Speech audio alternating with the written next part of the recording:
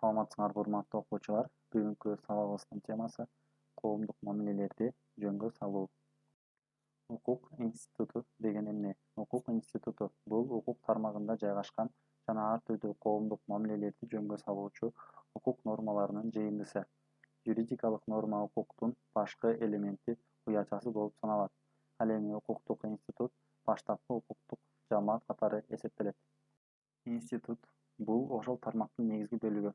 Юридикалык институттар укук тармактары боюнча төмөнкүдөй бөлүнөт: жамааттык, кылмыш жаза, административдик, финансылык. Тармактары көп болгон сыяктуу эле институттардын да тиешелүү топтору көп. Юридикалык институттардын тармактарга бөлүнүшү жалпы критерий болуп саналат. Андан ары институттар тармактык жана тармактар аралык же аралаш, жөнөкөй жана татаал, жөнгө салуучу, коргоочу жана түзүүчү болуп бөлүнөт.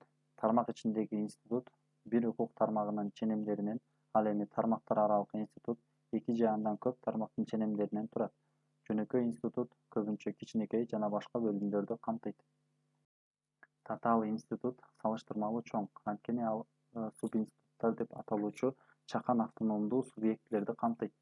Жөнгө салуучу институттар тиешелүү мамилелерди жөнгө салууга, коргоо институттары аларды коргоого, мамлекеттик жана административдик укук айрым органдардын, уюмдардын, кызмат адамдарынын, ошондой эле жарандардын статусун бекемдөөгө, белгилөөгө, аныктоого багытталган.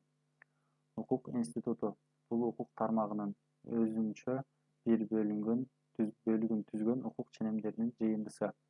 Бул укук ченемдери бири-биринен көз карандысыз, башкача айтканда, бир эле укук тармагында келип чыккан маселелерди жөнгө салгандыктан өз алдынчалыкка жана экономикага ээ. Тема боюнча суроолор. Укук институту деген эмне? Ал эмне үчүн керек? Юридикалык институттар укук тармактары боюнча канчага бөлүнөт?